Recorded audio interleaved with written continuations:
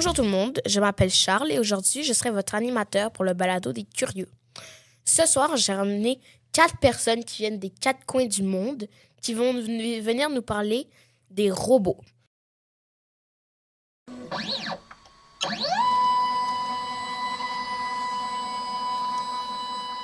Donc maintenant, je donne ma parole à mon collègue Sanjeev qui va nous parler de c'est quoi un robot.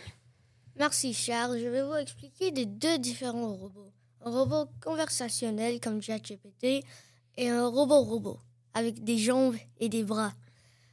Donc un robot conversationnel est un robot qui, comme ChatGPT qui fait des conversations avec nous les humains et ça crée des images qu'on veut.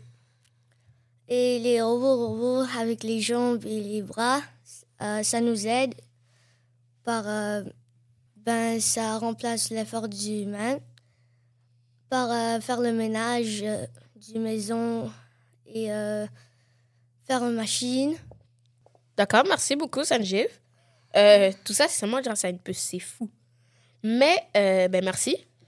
Maintenant, je vais donner la parole à mon collègue Matan qui va nous parler de à quoi apporte l'IA au robot. Ok, merci. Selon Alloplov, l'IA aide les robots d'être plus humains et aussi aide les robots d'être plus intelligents. Ok, merci beaucoup, Matan. Maintenant, je vais donner la parole à mon collègue Nicolas qui va nous parler de l'avance des robots. Merci beaucoup, Charles.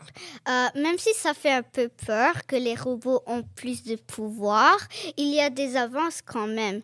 Comme par exemple, selon le curieux, chaque année, les pays riches comme Chine, États-Unis, Canada, Inde et d'autres essayent d'améliorer l'IA.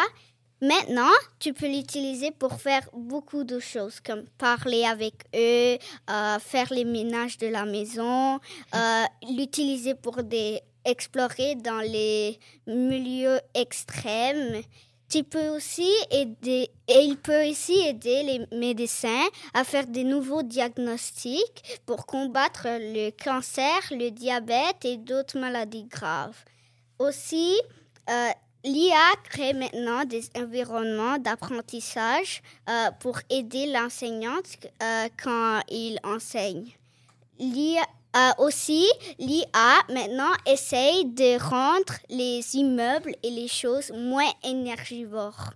Et dans pas beaucoup de temps, l'IA va avoir des métiers et c'est un peu bon car ils vont être plus intelligents et ils vont faire mieux le métier.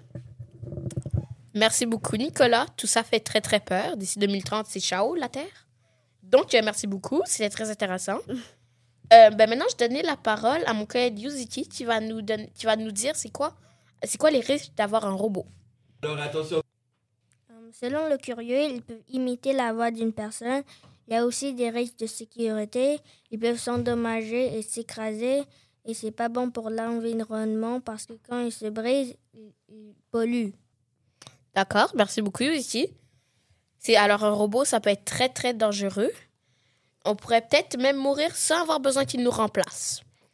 Donc, merci beaucoup tout le monde. Je suis très contente d'avoir passé ce moment avec vous. On va devoir mettre un terme à ce balado vu que je vois une armée de robots qui viennent nous remplacer, là. On va devoir arrêter notre balado. Donc, merci beaucoup et à la prochaine fois dans un nouveau balado.